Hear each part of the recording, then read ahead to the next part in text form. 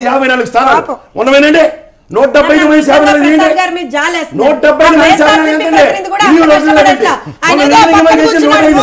ఈయన తెగ అసలు ఆ కండు వేసుకోపోయినా తెగ కష్టపడిపోతున్నాడు ప్రజలకి తెలిస్తే సార్ నిజాలు ప్రజలకు తెలుసు సార్ ఇప్పుడు చూస్తున్నారు కరెక్ట్ సార్ ఈ 5 సంవత్సరాలు ఎలా మోసపోయారో చూసారు ప్రజలు సార్ ఒకటి sir the same skill development has been allotted 1800 crores not a single amount has been used not a single penny has been used sir please listen I am very much literate than you let me put it very clearly I am very much literate you have to stop you have to stop you have to stop you have to stop you have to let others speak you have to let others speak all that you have spoken is humbug it is absolutely stupid and nonsense still we are hearing still we are hearing still we are hearing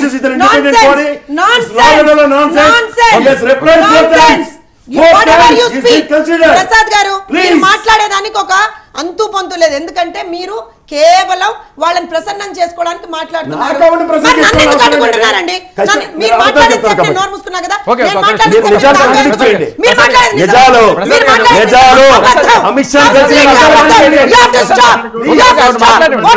మీరు మాట్లాడుతున్నప్పుడు ఏంటండి పిలవకండి ఇంకోసారి మీరు మాట్లాడితే correct మీరు మాట్లాడితే పైన చూడబడ్డారు మాట్లాడితే కరెక్ట్ అన్నారు మీరు మాట్లాడితే కరెక్ట్ you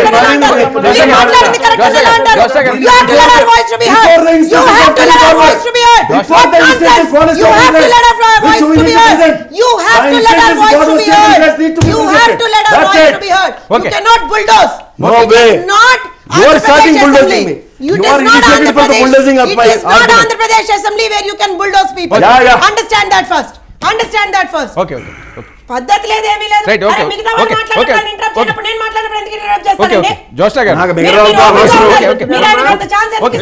జోషా గారు ఒక క్వశ్చన్ నా వాయిస్ ఎందుకు రానివ్వరు నా వాయిస్ ఎందుకు రానివ్వరు ఆయన ఎట్లా ఇంటరప్ట్ చేస్తారండి మరి మిగతా ఇద్దరు మాట్లాడనప్పుడు ఇంటరప్ట్ చేయలేడు టైం వేస్ట్ చేసుకోకండి ఓకే ఆయన చెప్పింది చంద్రబాబు నాయుడు గారి ఇష్యూ అండి మిగతా వాళ్ళు ఎందుకు ఇంటరప్ట్ చేస్తారు అది మీకు సంబంధించిన ఇష్యూ కాబట్టి మిమ్మల్ని అడుగుతారు వేరే వాళ్ళు ఎందుకు ఇంటరప్ట్ చేస్తారు